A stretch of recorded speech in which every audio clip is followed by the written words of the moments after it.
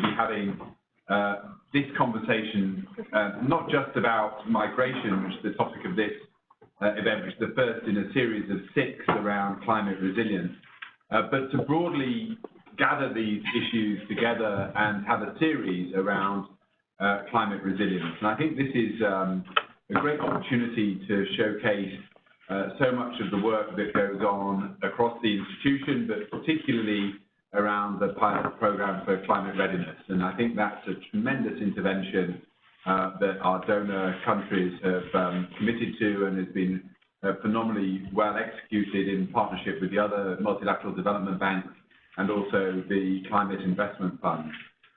So this is the first of 6 in a series of climate resilience discussions where we bring together a group of people and some eminent speakers to give us a perspective and then to have a conversation really around the topic. So I urge you all to prepare your questions and be prepared to enter into the discussion after we've heard from our speakers.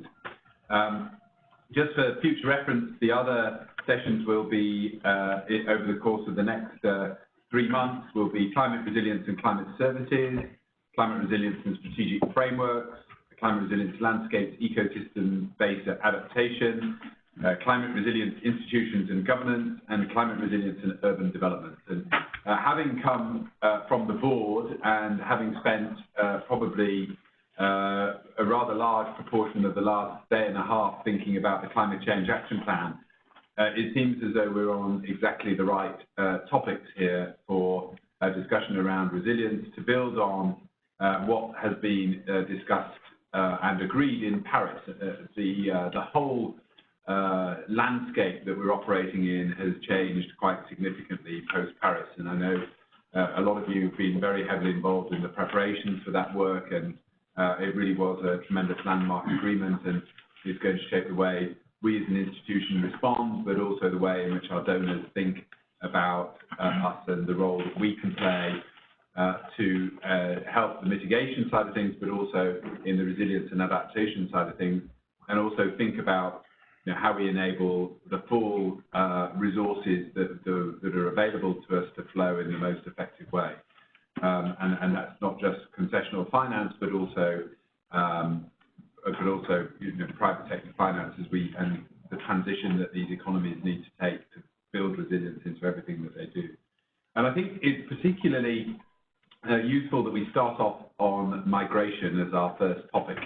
And I think all of us have seen the horrific pictures in Europe and elsewhere of people leaving conflict and war-torn areas. And I think when we've been talking about this to many of our development partners, and I think in particularly of our German colleagues who were advising Angela Merkel about her position around all of this, in many ways, this is going to be the tip of the iceberg. I mean, we're seeing conflict migration start to occur at a rate that is very difficult for the world to respond to, but we're going to have to think about how to manage climate-related migration and how to mitigate and reduce it. And I think this conversation is going to be a very good basis for starting to embed some of that thinking in what we do. So I'm going to start off by handing over to Dilip Ratha, who's the manager of the Knowmad partnership, and he will remind us what Knowmad stands for: knowledge and migration. I do that. You do that. It's a 6-letter acronym, breaks the rules of the bank, I think, with a maximum of 5 letters. And then I will introduce our speaker, and we'll spend a bit of time doing that, and then we'll open the conversation up to a discussion, and hopefully that'll be a very productive discussion. I think we're also recording this so that we can use it for our discussions with our client countries as well. So it's a very important contribution to the overall knowledge that we have around all of this. So Dilip Ratha, manager of the Knowmad partnership, over to you. Thank you, James. Just so you know, the Knowmad, the K in Knowmad is actually silent. We're speaking to the 5-letter acronym. Knowmad stands for Global Knowledge Partnership on Migration and Development, and it's a multidisciplinary knowledge initiative, global inclusive knowledge initiative. It is very ambitious in scope. It is funded by a multi-donor trust fund, and we are into the third year of implementation of the Knowmad. The Knowmad this year expects to publish one working paper for every working week of the year. That's the ambition that we have set for us. So that's our New Year resolution. So happy New Year to all, especially the Knowmad team. This topic is extremely important, as you can imagine. It's not only the news coming out about the Syrian refugees, but there is a bigger issue that is looming on the horizon, and no one knows better about that than the crowd here. Those dealing with the challenges coming from the climate change, environmental change. You know what is coming, and we are completely underprepared, in fact, unprepared for those challenges from a migration point of view. As of now, we estimate that there are about 26 million people that get displaced every year because of natural disasters alone. We don't know to what extent those natural disasters are induced by climate change, but there must be quite a bit of correlation, and the correlation is in all likelihood increasing over time. So 26.4 million on average people getting displaced by natural disasters alone. And then out of that, not out of that, but we know separately that the stock of people who are post-migrants, who have been forcibly displaced or forced to move because of environmental change, natural disasters, that the stock is about 20 million people. You probably hear that forced displacement is at all-time high now. Its number totally is about 80 million. You would hear the number 60 million because that leaves out the 20 million from displaced, 20 million that are displaced by natural disasters. So there is quite a bit of lack of understanding about this issue, and we are trying to fill the knowledge gap and think about what we can do about it. So one of the immediate tasks we will have is to devote the next migration and development brief of our department. That is a bank publication. It's a standard publication that comes out during the annual meetings and during the spring meetings. The spring meeting migration and development brief will actually address the issue of forced displacement due to natural disasters. And, we are quite likely to see some headline numbers like 20-odd million people getting displaced every year. Most of them get displaced within the country. They don't cross the borders. But if you're a small country and know where to go, you got to cross the waters as well as the borders. And if you are thinking, then you got to do that for sure. And we should be prepared to help those people, but there is no legal framework to manage that. There is also the whole issue of how natural disaster-induced displacement affects different people differently. We don't know, for example, whether rich people get affected more or poor people get affected more. Rich people have better houses. They can withstand, they are less vulnerable to all sorts of shocks, including climate-induced shocks or natural disasters. They are also able to more afford air tickets and the transportation cost and the visa costs, and they are more likely to have the skills so they can move somewhere else also. So there is a difference between rich and poor, who gets affected, men and women, there might be differences as well. We don't understand that. And then the question of how, in some cases, the whole issue linked to environmental degradation and migration becomes so complex that it is almost intractable. Take the example of Sundarbans. Actually, the bank did some work, and I think your group did some work on that. And what I recall from that experience, that the conversation I had earlier a few years ago, was that Sundarbans is, it's between Bangladesh and India, where the man-eating tigers are, but people wear a mask on the other side as well, with a face and a smile painted on the other side with bright open eyes when they're walking around, hoping that the tiger actually does not attack when one is looking at the tiger. So that's why they put on a mask. But apparently the tigers are getting smarter now.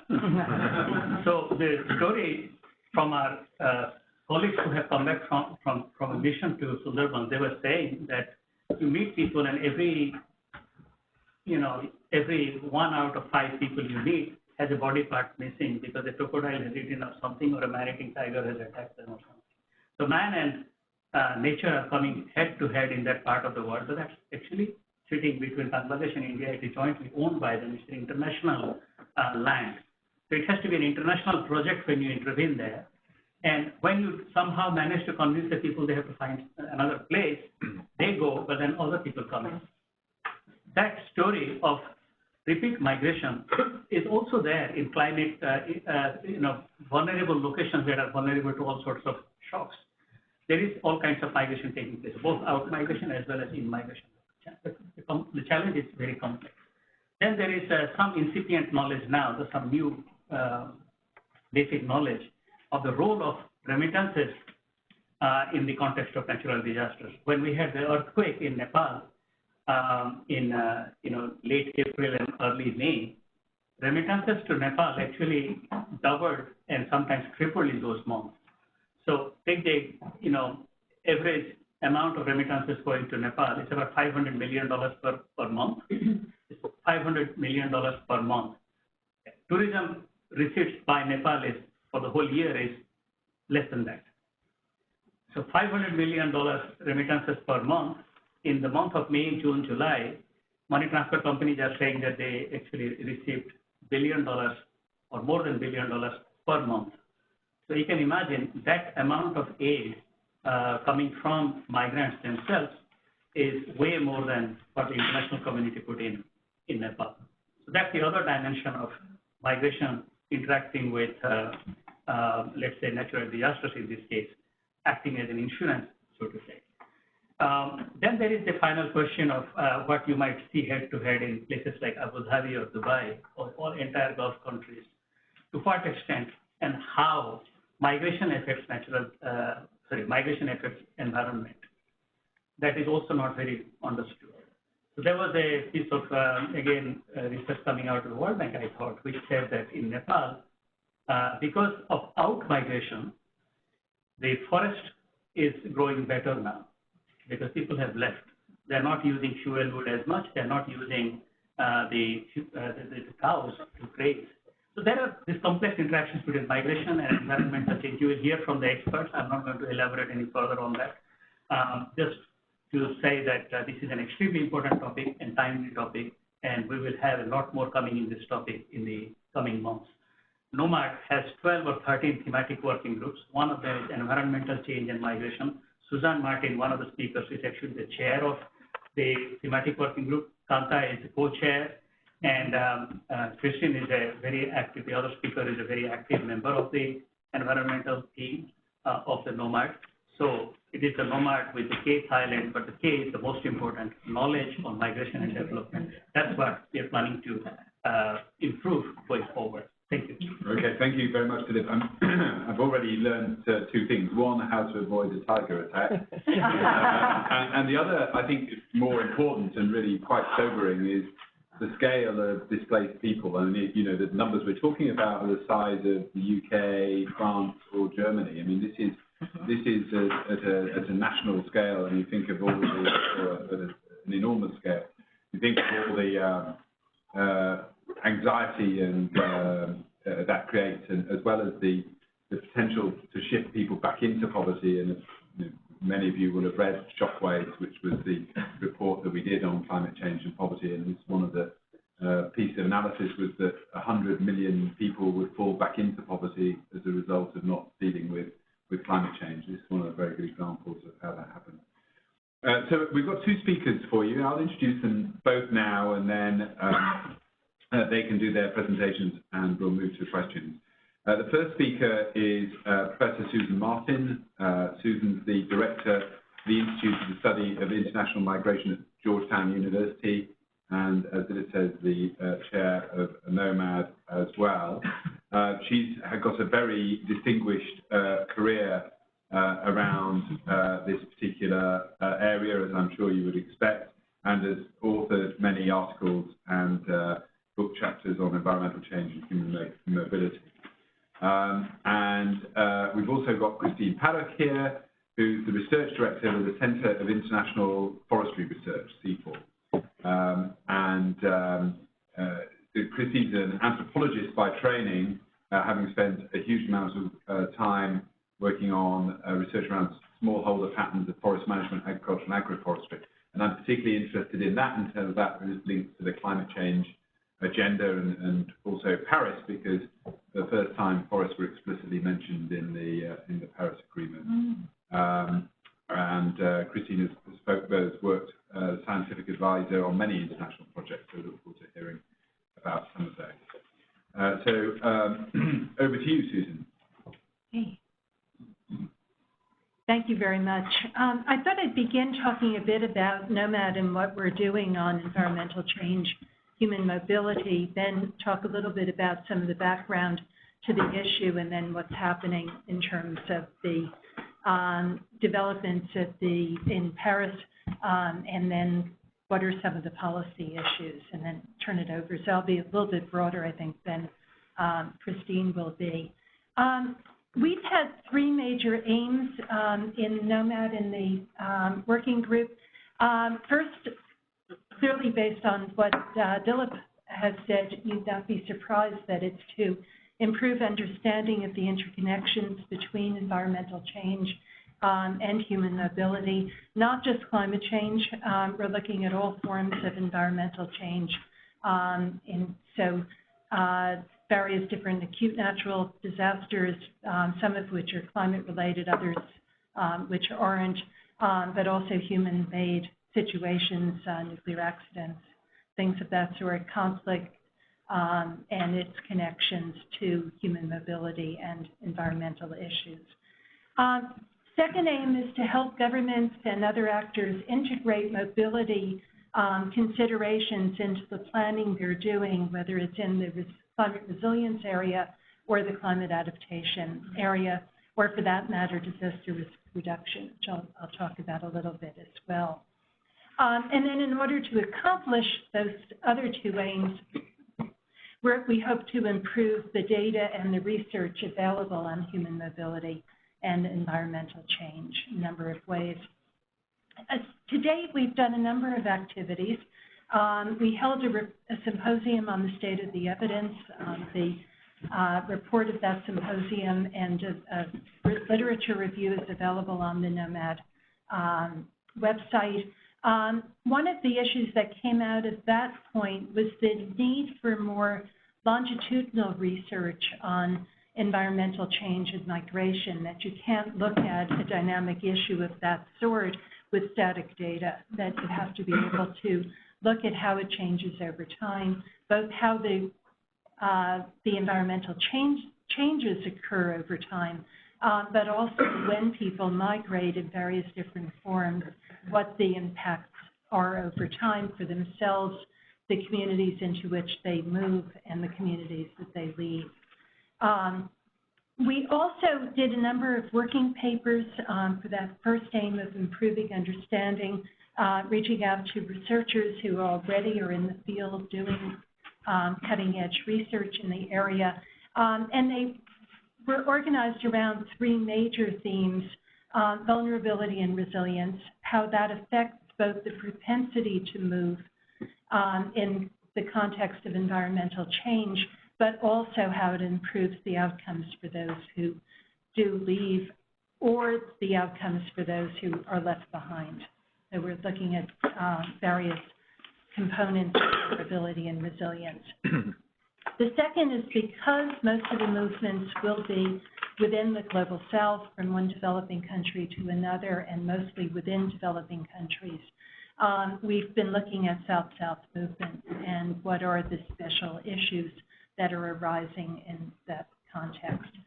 And then the third, because it's not yet very clear which agencies have responsibility for which parts of the issue, we've been looking at the mapping of the institutional responses at the global level, but mostly at the regional and national levels. For this year, we will be disseminating a lot of the working papers, that one-a-month working paper. A lot of them will be the result of those we commissioned last year. This is part of the second aim, and that's to work more closely with other parts of the World Bank and as well as other parties on the integration of mobility into the planning process. There's been a lot of work in thinking about those issues in the context of displacement, both internal and also cross-border, and in the context of planned relocation, and I'll kind of get back to some of those issues. Much less thinking about how regular migration should be factored into plans. So we hope to develop some guidance in that area, which is part of the third part of what we're planning to do, and that is to develop guidance very specifically on how migration, including labor migration, can be a more effective adaptation strategy to build resilience, and looking at that connection. And then in terms of our interest in improving data and research, we're planning a workshop probably for later this spring on how to integrate household surveys of the type that happens often in the World Bank with environmental data to get a better sense of these changes over time. So we hope that we'll see more of you in the context of these activities. Now, the fifth assessment report for the IPCC concluded for the first time that the literature is showing that climate changes will increase displacement of people. In talking about what will happen, pointed out that extreme weather events, as we are seeing in many parts of the world, are the most direct pathway from climate change to movements of people. But that over the longer term, rising sea levels, coastal erosion, increased drought, loss of livelihoods due to those processes will have significant impacts on migration flows. This is important because it reflects the understanding that I think most scholars on environmental change and migration agree upon, that the environment is seldom the sole cause of human mobility. It usually acts in concert with economic, social, political, demographic factors. And so teasing out what part is related to environmental change generally, and even more difficult to climate change more specifically, is exceedingly difficult. And yet we have to understand how those complex processes work. The consensus also amongst scholars in this area is that mobility patterns will differ depending on what type of scenario you're talking about: acute weather events, rising sea levels, drought, et cetera. And that the drought and rising sea levels, the long-term problem, is likely to lead to gradual movements of people, again, over time as conditions worsen, whereas with acute natural disasters and any conflict that may arise over competition for natural resources with climate change, we're much more likely to see emergency movements of persons. And so these are separate, as was actually pointed out in the UNFCCC process. We think also that most movements, as Philip said, will be urban, will be internal. A lot will be rural to urban, but because climate change will affect urban centers, which are now magnets for internal labor migrants in particular, there likely will be also urban to rural and urban to urban movements. And these will be much more prevalent than long distance international movements, what Europeans are now concerned about, and others on that. And where there is international movement, it's likely to be south to south, from Bangladesh into India, as a good example of the process that we're expecting. And then there really needs to be as much, if not more, attention paid to trapped populations, the people who can't move because moving is quite expensive and quite difficult in many of these situations. In the conflict setting, we're starting to get more attention to that. You probably have all heard the news about the relief trying to get into the Syrian towns that have been besieged.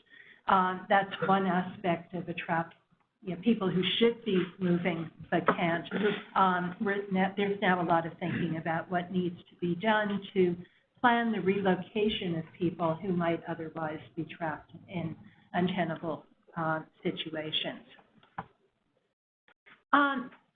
The research that we've commissioned and the research group generally is showing that it's a combination of factors all related to household vulnerability and resilience are key in understanding this mobility process.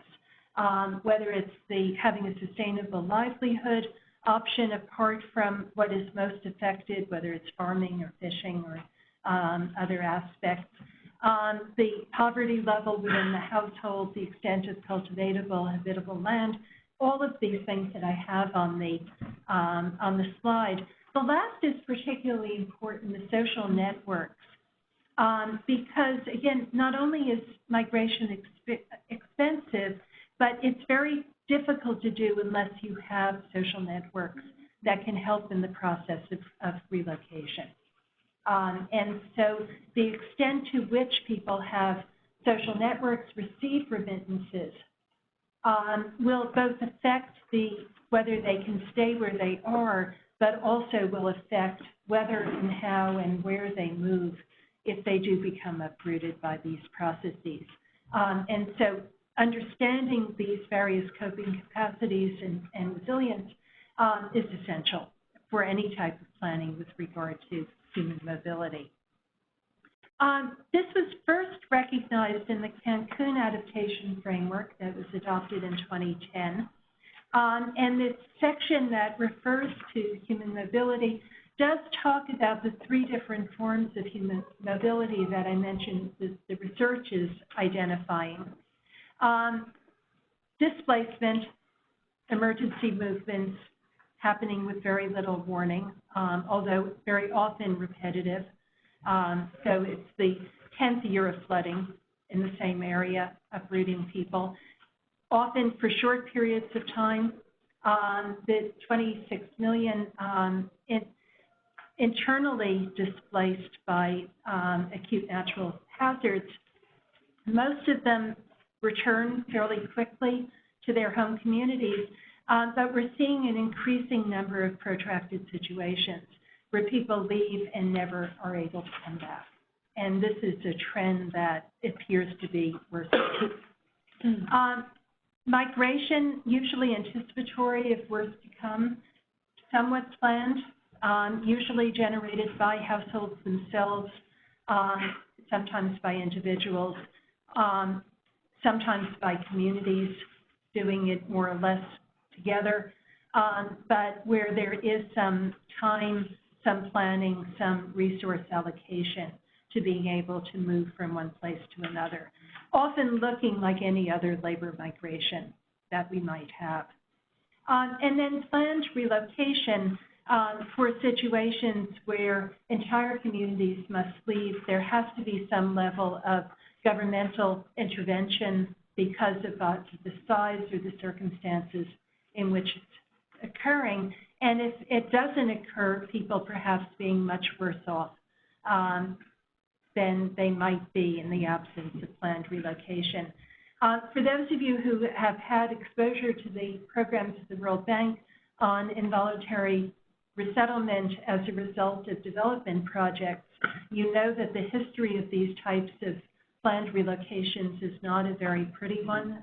It's one where often people are worse off after having been required to leave their homes. So there's a great deal of interest on the part of those of us who are working in this space to try to get guidance, see if we can develop approaches that are more likely to leave people better off than worse off in the climate change context.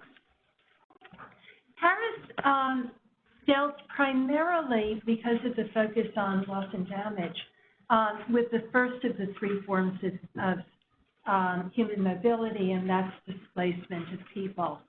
And the parties requested that the Warsaw International Mechanism establish a task force to develop recommendations to either avert, if possible, displacement by, and I'll talk about some of the possible approaches to that, and then if the displacement happens regardless of those actions, to try to minimize and address the problems that may arise out of the displacement. This is it. That's all that's in the Paris Agreement. How that will happen, what form it will take. The negotiations rejected a facility to provide funding for loss and damage related to displacement. So the funding mechanism is not really very well understood what the negotiators had in mind in this area. I think it's a fairly wide open area, and one I hope that the bank will engage in thinking about how to deal with, particularly because of the experiences that you've had in these other contexts. The adaptation strategies that are talked about in terms of reducing immigration pressures, and particularly preventing displacement from happening, are fairly straightforward things. Unfortunately, there's very little research, no research on the extent to which any of these actually build the type of resilience that will allow people to remain where they are in a manner in which they still have some type of household income, habitat, et cetera, on that, and that's a major gap in the research. But there's now a lot more attention to mobility as an adaptation strategy and a mechanism to build resilience, rather than what you should be preventing, rather what needs to be facilitated in helping people to move. We know that migration is a risk management strategy. Households have used it forever as a way of reducing the risk of bad weather, economic crises, things of that sort. And so what we need to be doing is thinking about ways of facilitating movements in a way that is legal and safe and orderly for the people who are affected. But also then tapping the resources of migrants and diasporas to support mitigation and adaptation and resilience strategies back home. The remittances that Dilip mentioned is obviously one part of that, but there are also the human capital of the diaspora is another way. In one project that we did, we visited a community in Mexico in the Highlands area, Jalisco, in which the local university had a very active research program with the University of Wisconsin through the diaspora from that area who had ended up in Wisconsin in developing drought-resistant seeds and also mechanisms to deal with methane production. And so those are the kinds of things that might help to anchor people who want to stay where they are and be able to address the effects of climate change. It can have very positive benefits for people through remittances and technical advice, but we also know that there are potential very negative consequences of human mobility in these situations, in that people aren't necessarily better off as a result of moving, that the most resilient are the ones that are most likely to benefit from movement, and that's great, but what do you do with the people who are less resilient, much more vulnerable, and on that. And that it can undermine other adaptation strategies and can lead to tensions between those who move, are displaced or move in anticipation or planned relocation, and the communities into which they move, some of which are not really that much better off than the communities that they left. The policy challenges that we're looking at in the thematic working group and other places, lack of clear standards and accountability.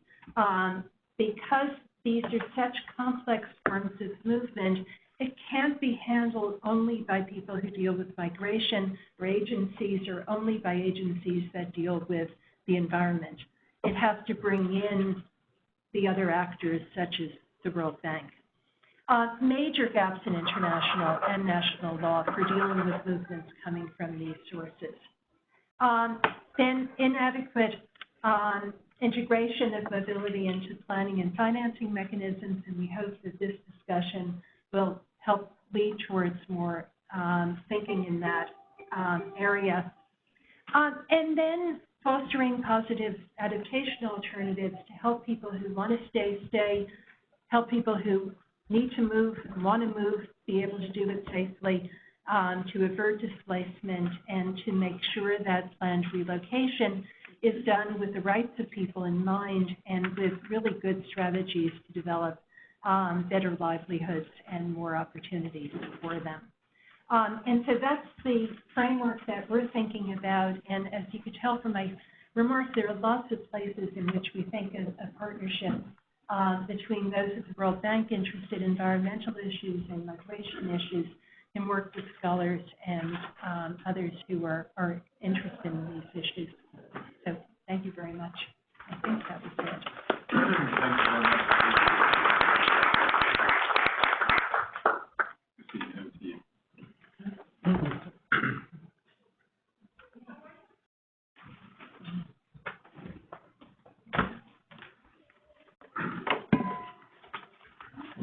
Great. Well, thanks very much. Good afternoon. First of all, I'd like to thank Kanta and her colleagues for inviting me here. I actually did not come all the way from Indonesia just for this. I was in New York for the holidays in any case. I also would like to thank my many friends from Knowmad. So for several years, I think I've been coming back. I've been meeting also with Susan, and presenting sort of aspirations about what C4 would like to do in the migration area. I'm happy to say that now we can actually talk about some things that are happening, and I think that our relationships with Knowmad and with others here have certainly helped us move in that direction, have certainly helped us get things off the ground. So I'd like to tell you a little bit about that as we go along. I don't know how many of you know C4. We're one of the 15 centers of the CGIAR. We're the one that works on forestry. We're located in what seems to be a lovely sort of forest environment, but we're actually right outside of Jakarta. We've now become a suburb of Jakarta. And to some extent, this is good for us. I mean, we very much looking at the future and all, intend to not just stay in the forest, talking about the forest, but actually look outward and see how forested landscapes, we now talk about landscapes, how forested landscapes, which often do include cities, actually how those are important for people, and how the research we do, we are a policy-oriented research organization, how we can help move people towards better policy, better practice, and so forth. Our interest on migration is not altogether new. We've done some work on that before, but quite frankly, it's always been a somewhat peripheral part of our work, but it's become very obvious now that without looking at migration and without looking at the issues of forests and how migration, urbanization, and remittances actually, how they're linked to forest cover and to forest use and to the futures of forest communities. Without looking at that, we really are not understanding what's going on.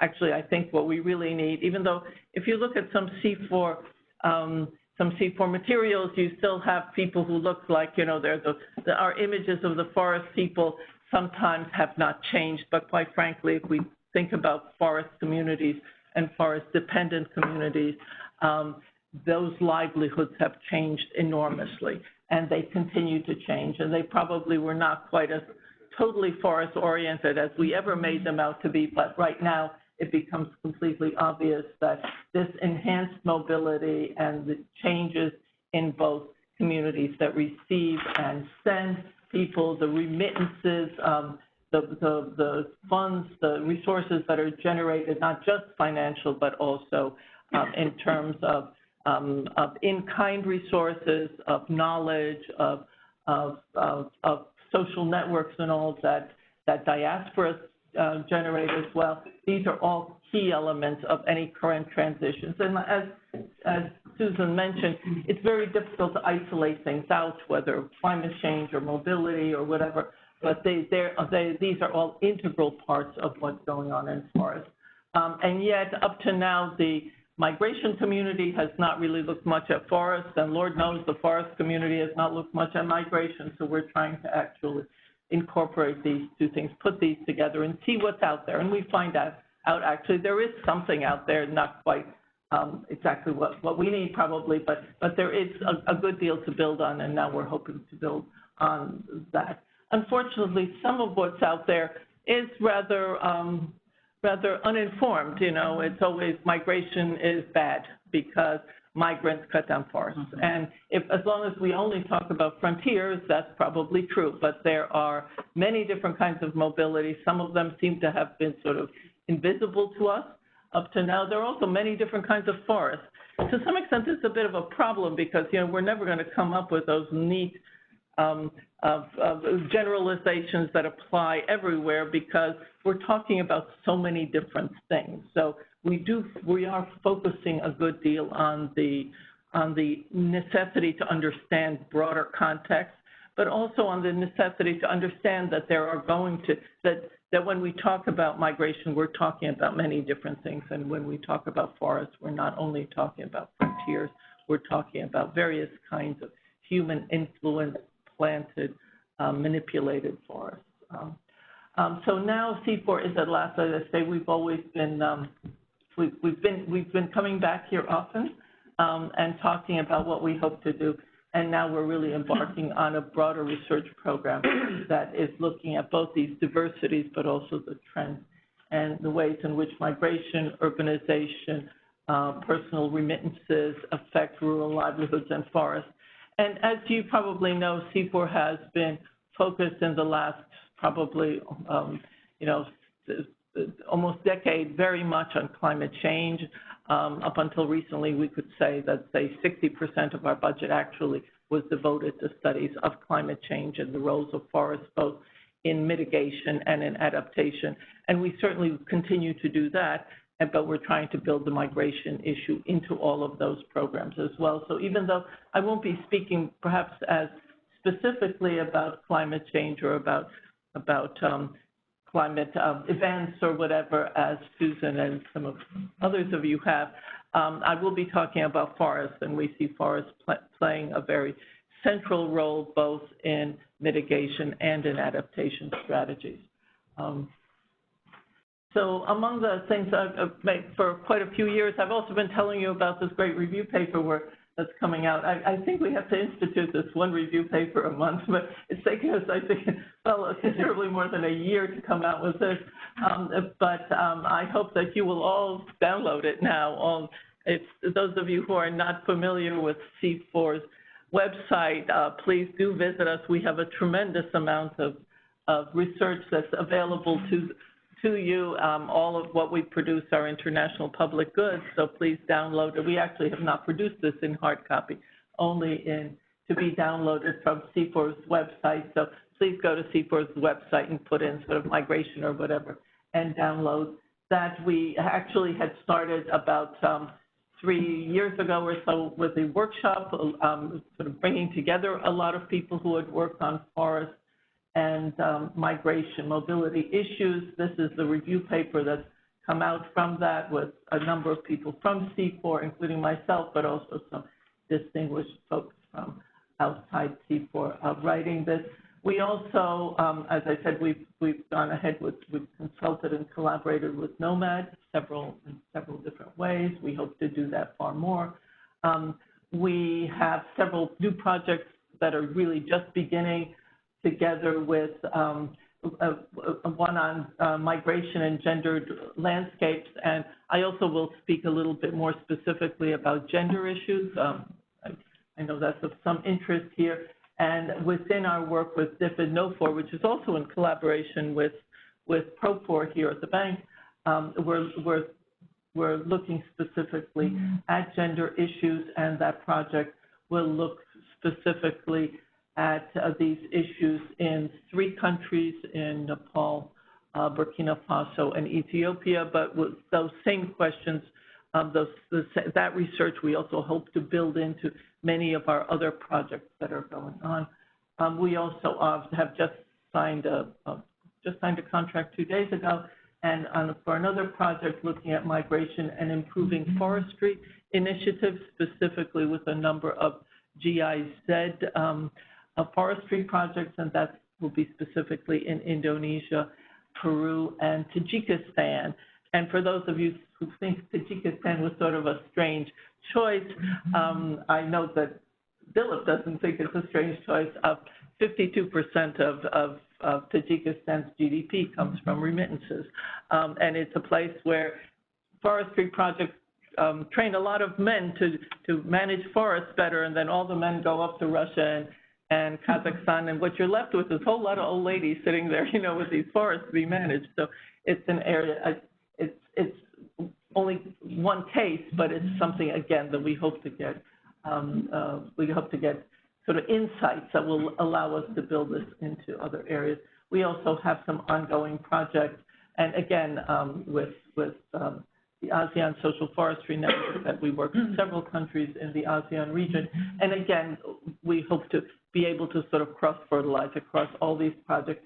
And we do have proposals, and we hope to work with the broader community, specifically on migration and forest, and the role of forests in adaptation, migration, mobility as adaptation, and also, so much of this is still aspirational, but it's also the right time to meet all of you, because it's really time for us to sort of work together to get this off the ground. These are enormous issues. These are issues that are not easy to put together, but it's something that we're just embarking on, and we hope to enlist many other collaborators on it. We always work with partners. We hope to have a very broad group of partners. So if mobility and all is still sort of under-researched, the links to forestry and all are under-researched, that's partly also because forests as part of rural livelihoods are still tend to be somewhat under-recognized. This is just a quote from that comes out of an article by Sven Lunder and others from the PEN project, the Poverty Environment Network. Many of you may know about it. It was a project conducted in 26 countries. It's an enormous database on income from forests. And that's just a sort of dramatic statement that, at least in the PEN context and in these particular communities, of which there were very many, and many, many households that were censused over a long period of time, we actually were ourselves quite astounded by the importance of forests as additions to or as parts of household income. So in any case, so the forests are very important, but as we know, the rural livelihoods, whether they're in forested or non-forested landscapes, are now very commonly formed from many different places, and those incomes come not only from rural places, but beyond rural, peri-urban, urban, transnational, and mobility, migration, remittances are extremely important there. So this is what we've come to realize. This is what we're trying to understand in more specificity. Migration is not new. I feel very strongly that up to now we've never actually understood. We've, I was introduced as an anthropologist, and I think my community may be quite responsible for that. We did, I think, often present these communities as being quite isolated, bounded, and so forth. But there has always been a lot of mobility, even in these really forest communities. But now contemporary mobility is quite different.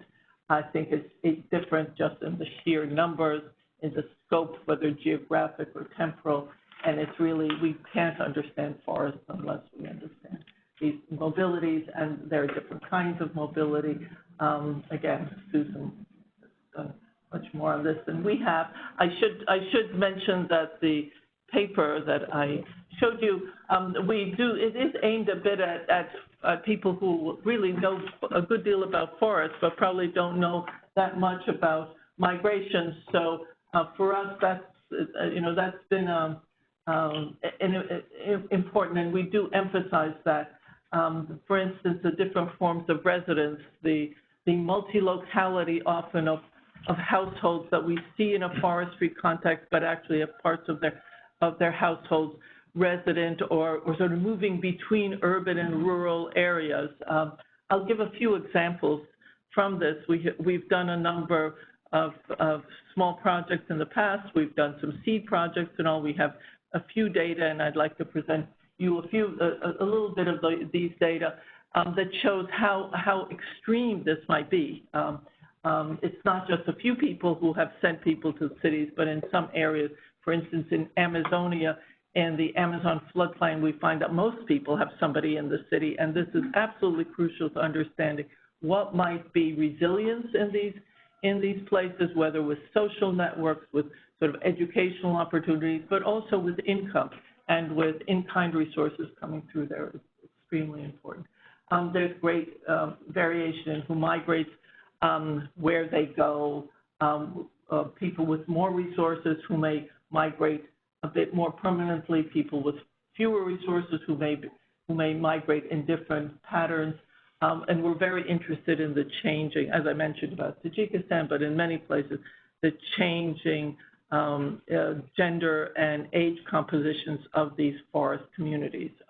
Who's there, what kind of labor is there, how much labor, what kind of labor, and so forth. We find all of these movements are definitely gendered in nature. So there's, and we probably generalize much more about places where men tend to leave, but there are also many places where women tend to leave, the young tend to leave, and so forth. It's all about old ladies now, really. I'm really convinced.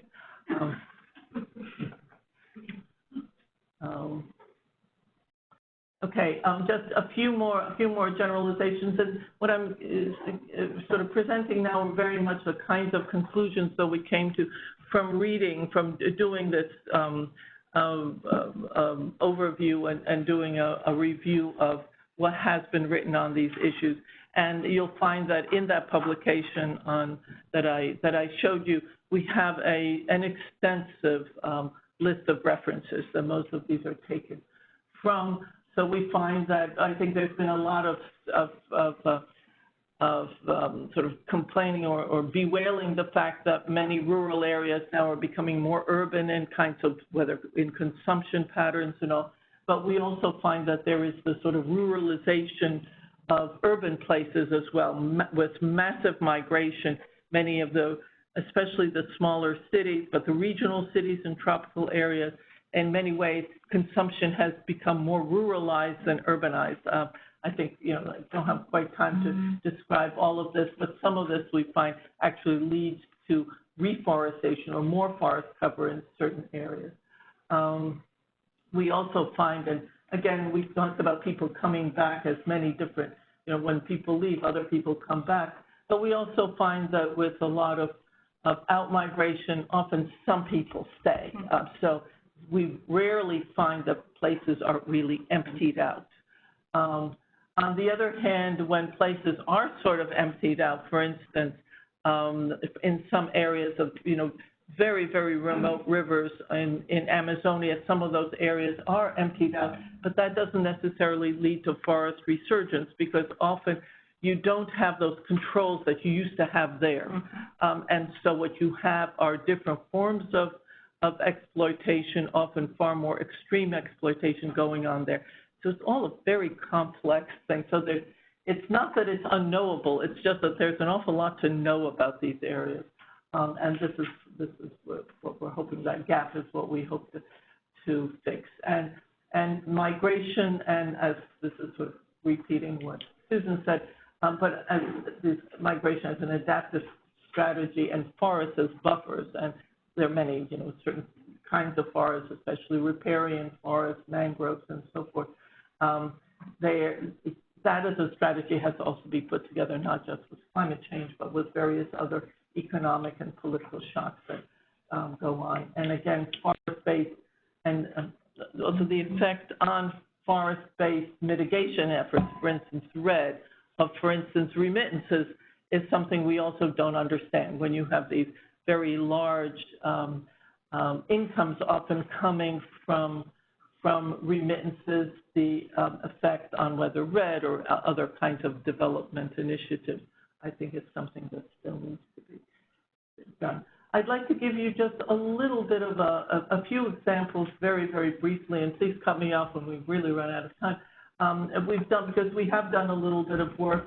Actually, we have among our group that's really focused on looking at migration, my colleague Bimbika Basnet, who is from Nepal and who wrote her dissertation and all on migration and gender all in Nepal, has been doing this kind of work, and we've helped even before these new projects. We've managed to have a little bit of work going on in Nepal, which is an important country because it is sort of a poster child for community forestry often, I think, and also it's an area where this kind of forestry initiatives have actually been shown to improve conditions of forest. Migration has been historically an important feature, but the rates of migration and their contributions to incomes have risen enormously, and globally, Nepal ranks third in terms of contribution of remittances to GDP. Tajikistan is number one. Nepal is third. Despite that, migration has not been mentioned in any forestry-related policies until the very latest one that has not been released yet. And migration is always defined as a problem that's actually undermining forestry and forest management. And it's not clear to us that that's really what necessarily is going on. And also, as was mentioned before, I think that very often governments feel that migration, that increased migration is a sign of a sort of failure of policy on their part, and therefore it has been difficult often to convince governments to work with us on migration issues. We have a bit of data on how remittances are often invested in forest areas, and we do find, as some have said, that there often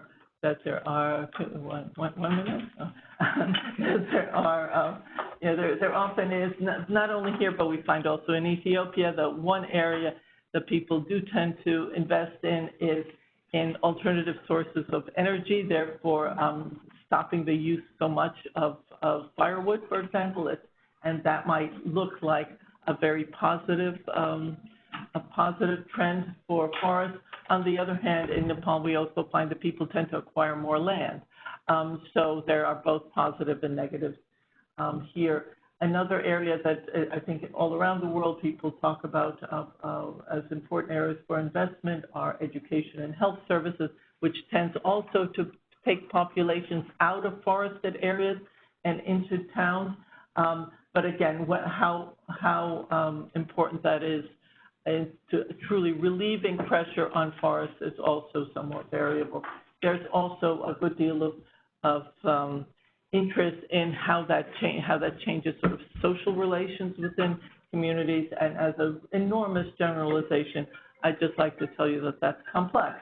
Let me just say a few words about gender, because this is an area that I know Kanta suggested that I also. I think just brief, because we want to try and create some time for some discussion. That's okay, Christine. Sorry. Very, very brief. Yeah. Okay, so just to say that migration is essentially always a gendered issue.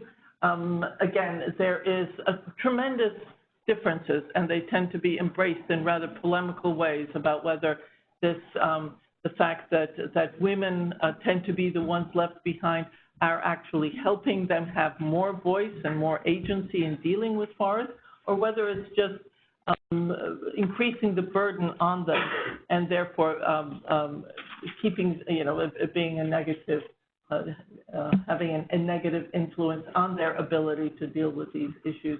And I will sort of leave it at that. I also would like to tell you that we have been doing a seed project in Ethiopia, and some of the results of that are actually quite similar. And also we also have done a good deal in Amazonia and Peru, and also find that influences between urban and rural places, these new forms of residence and new forms of interaction are also very unexpected and very prevalent there. So with that, I would just like to encourage you to keep, to look at what C4 is doing. We're very interested, as I said, again, in collaborating with others who are working there. We're interested in having a much broader approach to these issues, and anyone who is interested in also collaborating with us, we would be very, very grateful. Okay, thank you very much, indeed, Christine. I'm just conscious of time. We've got about 25 minutes left, and we want to get out here promptly at 2. We've got 2 discussants ready to respond to that. Robin Mearns, who's the practice manager in GPCR, and also Jitendra Srivastava, the agriculture expert. And maybe the 2 of you could just briefly sort of, perhaps Robin, you can focus on the kind of practical issues around some of this, and Jitendra, a little bit about the work that we're doing in Bihar State in India. Robin, that's great. Yeah, thanks very much, James. I know we're a bit short of time, so let me just sort of stick to, I wanted to start the ball rolling on the discussion with some thoughts around 3 issues. One is around evidence, data. A second is around, as you say, James, what are the operational implications of all of this knowledge, this emerging work, particularly for us in the World Bank, and how we work with others. And then thirdly, around partnerships and how we work on these themes, in the context of work on the sort of divide, the interface between humanitarian development, humanitarian issues and development on the one hand, and then the sort of the climate change discourse on the other. So first of all, on evidence. Now, I think Knowmad is playing a really critical sort of public good function for the entire global community around these issues, because we still, as both speakers, I thought Susan and Christine, gave an excellent sort of mapping of the knowledge landscape in this area. But it's clear, there are still many uncertainties and unknowns. There's an awful lot that we still need to understand a lot better. And I'm not going to repeat the very, very good things that they said along these lines, but an underlying theme of what both speakers brought out was that we really need to guard against simplistic assumptions in this field. Whether it's around the links between demography, including migration and forest cover. There's been rich traditions going back several decades now of work on sort of forest dynamics with population dynamics, excellent work on sort of forest savanna transitions in West Africa, challenging the assumptions that it's migration that causes deforestation. Very often, the concentrations of people concentrate nutrients, which can create the conditions for forest islands, which can in time sort of grow into closed canopy forests. So I mean, there's a lot of complexity, and there's a very rich literature on this that I think we can usefully tap into. Similarly, on sort of climate change migration, and here I think we see in the news all the time at the moment around the global migration crisis. A lot of the discourse is sort of driven by fear, particularly from Northern Europe, of floods of migrants coming in, on the southern borders. And so this term that's sometimes used in not the sort of scholarly literature, but the sort of the more informal literature in the popular press and so on, the idea of environmental refugees. I think I actually hesitate even to mention it, because I'm glad that neither speaker mentioned it. But unfortunately, it will creep into the kind of discourse that we have internally on this. And both speakers have sort of highlighted it's multi-causality, complex reasons why individuals make decisions to move along a spectrum from forced displacement on the one hand to mixed and then voluntary forms of migration, including migration as an adaptation livelihood strategy on the other extreme. We've got to be cognizant of that complexity, and actually, the way we approach our operational work has to be with that very much in mind. So I think it's excellent. I particularly wanted to sort of stress the need for innovative methods in refining the evidence. You mentioned Susan, you mentioned the importance of longitudinal approaches, mixed methods, panel data sets. There are various ways of doing this. For those who are interested to sort of follow up in this broad field, I think, the UK Foresight project under the Office of the Chief Scientist, this was a major study about 4 or 5 years ago. Susan, correct me if I'm wrong, but I think to date this remains the sort of the single most exhaustive kind of effort to try to get a handle on the empirical base of what we know about migration and global environmental change, including climate-induced environmental change. And there were many background studies to this, many of which are also innovating around methodologies. So I think very well worth looking at that. Second point is on operational implications, and I want to just say a little bit about what we're doing in the Africa region. And I want to stress, and so, in Africa region, we've done quite a bit of analytical work. Here's just one example, forced displacement and mixed migration in the Horn of Africa. This was led by Varalakshmi Bamuru. And this has led to a regional operation that's in preparation for this fiscal year. We have another one in the Great Lakes region. There are 3 countries in each of these operations, fairly major IDA operations. That's building on a lot of this knowledge. And what these operations are trying to do is address some of the things that Susan mentioned, which is that Africa hosts over 1/3 of the world's displaced populations. And most of those movements are within Africa. Now, Africa hosts far and away the biggest sort of, most of the world's IDPs, internally displaced peoples, but also a very substantial share of refugees. And they originate from a limited number, only about 5 countries by and large, and they are hosted by a different but also limited number of countries. And so the burden of care for people living in situations of protracted displacement falls on African countries.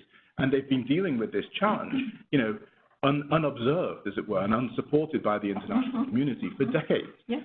Most of these situations, you have refugees in the countries in these operations, Uganda, Ethiopia, etc., they may have been there for up to 40 years. Yes. And it's by and large only been addressed from the humanitarian dimensions up until now.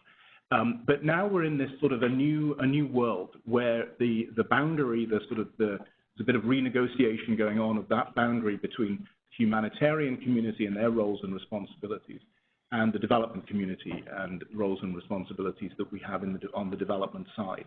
This is a very important year for this discourse, with the World Humanitarian Summit coming up in the spring, and then COP22 in Morocco at the end of the year.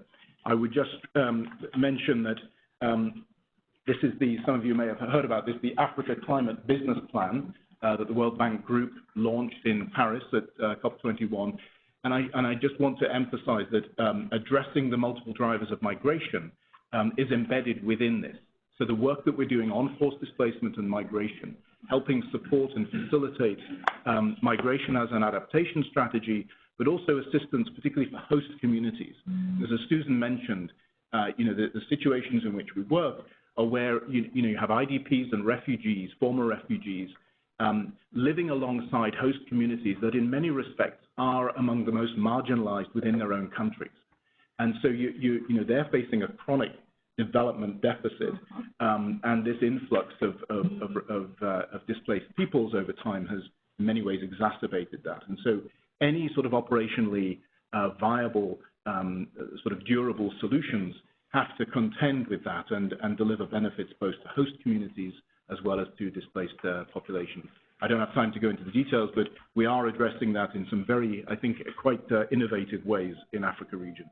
And then finally on partnerships, I think what's very interesting about this is that there are some real new opportunities emerging to work in new ways with different, knowledge partners and also funding partners.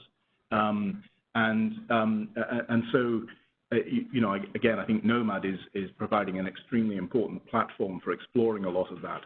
The climate investment funds, particularly the pilot program for climate resilience, in fact, the Zambia part of the Great Lakes region operation is in fact built on a platform that was developed under the PPCR and implemented by the same national agency, the Interministerial Secretariat for Climate Change. So there's a lot of resonance across these agendas.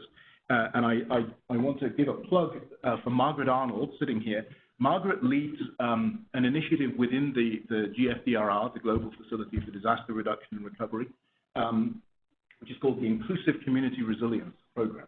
And for quite some time, many of the donors to GFDRR have been very keen to build community-based approaches to building resilience, resilience to natural hazards and to longer-term climate change. And so finally now there is a funding window within the GFDRR, which Margaret leads, in sort of trying to translate ideas into action in this space. And I think increasingly what we're going to be seeing is quite a lot of innovation around, from the climate investment funds and GFDRR through this inclusive community resilience window. Let me leave it at that. Thanks. Thank you very much, Robin. Let's open it up to, we've got about a quarter of an hour left. Jatindra, maybe you could ask the first, having sort of sacrificed your discussant slots, do you want to pose the first question? No, first of all, I think all these people have brought some very rich material. All I'm going to plug, person who has worked in agriculture for many years. There's a lot of books have been written in many areas. It so happened that very recently, the bank, few weeks ago, bank came up with a regional program where I did contribute to the Central Asia program. Tajikistan comes very well there. This program is becoming operative, but we can talk a lot more. And migration did play a role into that. And in that program, Tajikistan, Uzbekistan, Kyrgyzstan, and other towns are being included. And those are very important. Similarly, just to collaborate, Government of India is very keen to look at the climate change and its impacts.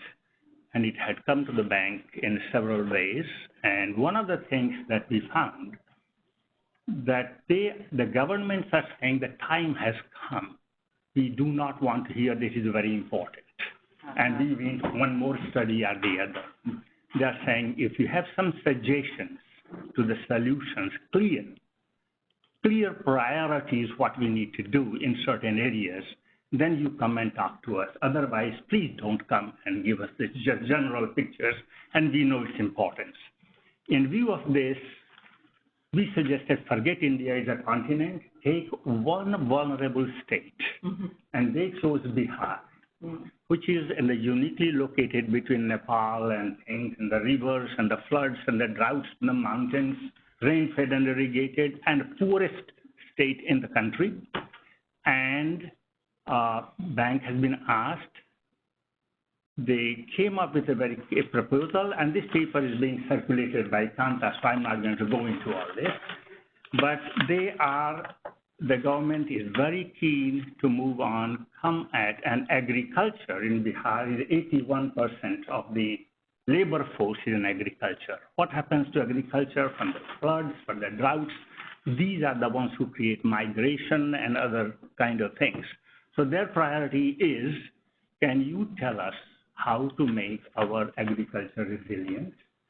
And otherwise, all the able-bodied young men are leaving out and left with old and the ladies.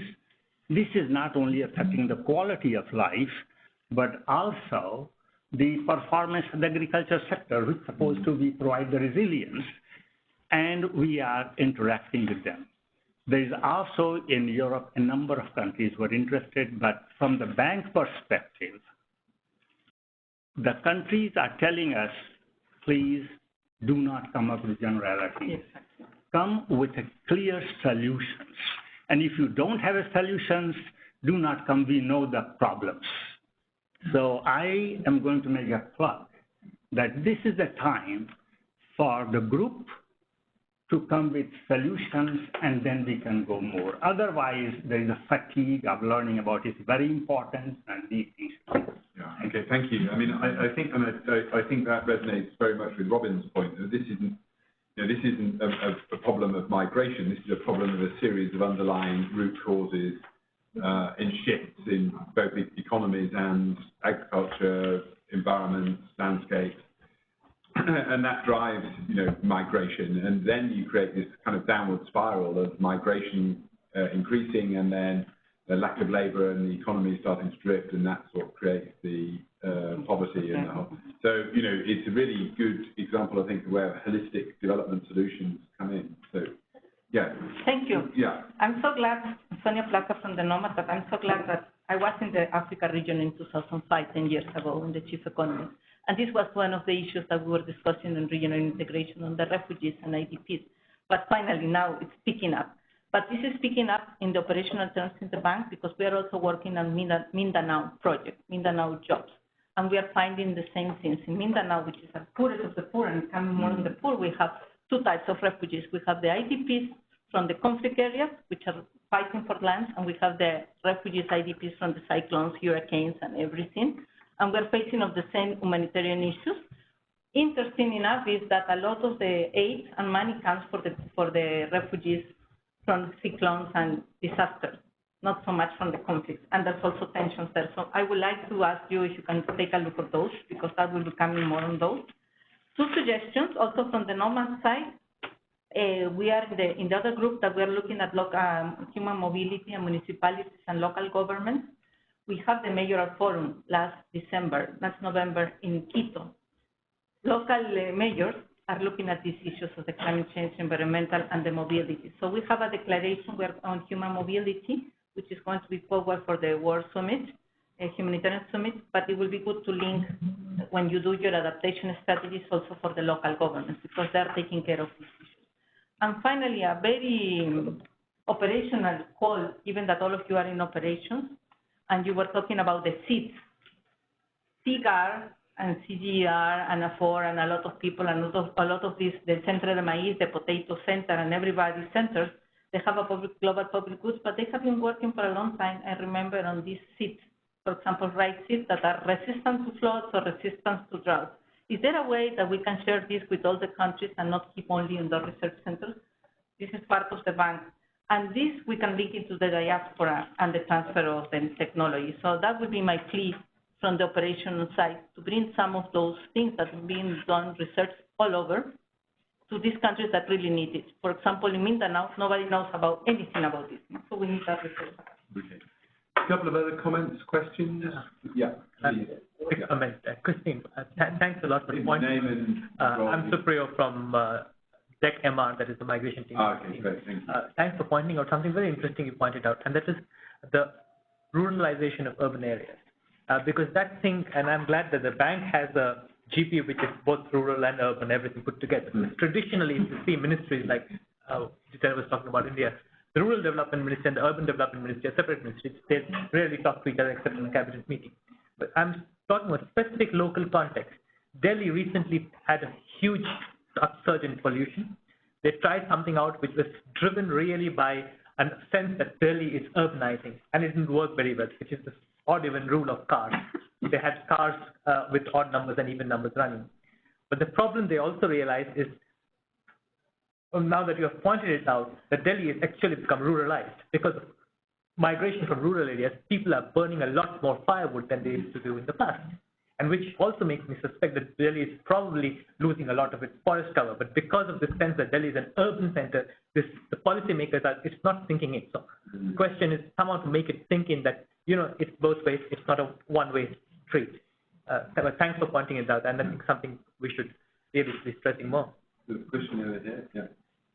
Thanks a lot to both the presenters. My name is Roland Thompson. I'm with the Global Environment Facility Adaptation team. First, a comment from our experience. We work with LDCs and the issue is really to allow people to stay where they are to avoid climate change induced places. But we also work in areas that receive the people for repatriation of refugees, through relocation of displaced populations, and those have their own adaptation challenges as well. For instance, building infrastructure and social services in place to withstand the future effects of climate change, just to make that point. Secondly, a question which is more of a conceptual one. Resilience is in the title of the very session we're in, and it's a system focus here. That tends to be seen as very location specific. We talk about resilience of a city, or the resilience of agricultural production system, or the resilience of an ecosystem. my view at least, in my experience, that doesn't fully recognize the flows of people and goods between those different locations. Is there thinking that working towards bridging that gap and really fully taking into account mobility in our understanding of disease? Yeah, thank you. I just wanted to thank everybody first, but most importantly, I want to put an issue on the table, and I think it draws on all the different presentations and the remarks from Robin and others. I mean, I think we heard that this is mobility or different aspects of the mobility aspect is multidimensional, it's multifaceted, and it's multi-institutional, and that we shouldn't simplify it, And yet, at the same point, I agree with what Knut said. We can address it sometimes at a project level. We can institute research, or we can begin to do some kind of monitoring. And the reason we were trying to have this session partly is because in the context of the 10 new countries we are working with as part of the program for climate resilience, we have a chance to have a conversation at a national level to what G said, to draw attention to this issue. But we don't have the apparatus to have a conversation, because I think, like you say, there isn't one institution, there isn't one sector, it's across the landscape. And but at the same time, as one of you said, domestically, I think it's a big challenge as well. So we would like to have a sense of how do we frame this issue in a way that can make progress, in a few of these countries, Uganda, Ethiopia, Kenya, countries that are particularly important from this perspective. So I think just to hear your thoughts, because we'd like to have that kind of a framing conversation, but draw on the body of research and evidence that is already out there. Okay, well, I think, unfortunately, we're going to have to leave that question somewhat hanging. I mean, I think, and let me kind of, before we sort of depart, just sort of position this in terms of what we're doing as the bank, because we've pulled together a migration working group to deal with the root causes and the systemic problem around all of this, to Robin's point. I think I've always been rather struck by the lack of evidence that there is around migration, and in a way that you can really figure out what you do. And it's a bit like Turn Down the Heat that some of you will be familiar with, that we commissioned and produced. And it really sort of set the record straight around what would happen in a 4-degree world, and how we needed, therefore, to provide some of these holistic solutions to this. So in some ways, we can take some of that base data and we can perhaps apply some of the, it's almost a system dynamics problem, what was going to cause around all of that and what the implications are going to be.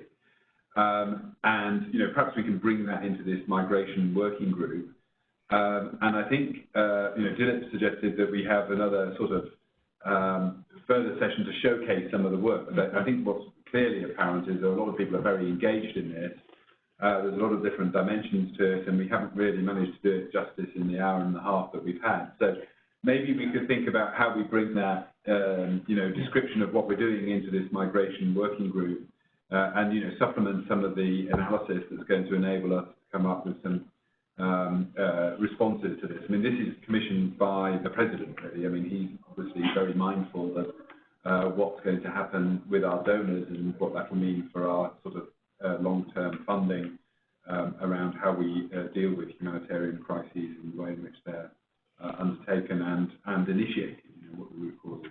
So I think this has given us a very rich base for that discussion. I'd really like to thank Christine and Susan for their very helpful framing around the issue, both from the general point of view of migration, but also the specific forest-related view.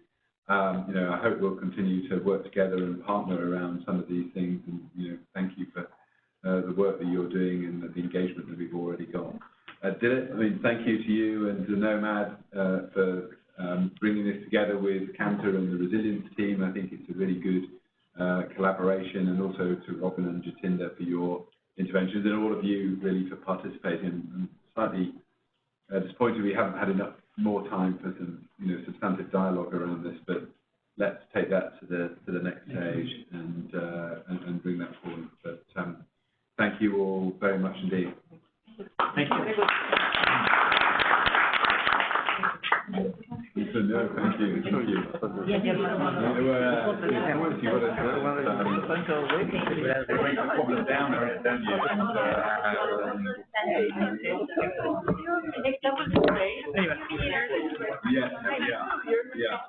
nice to understand with you, okay?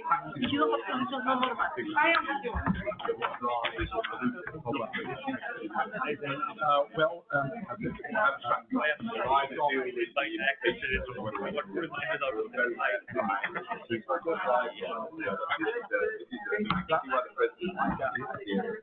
But it's also on the website.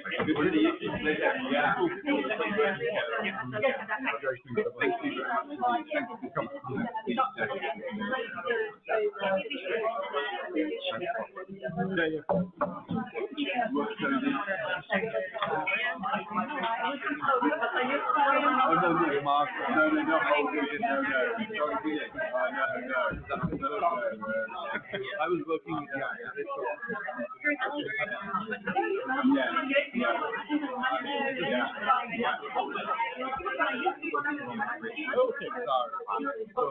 with Denise, with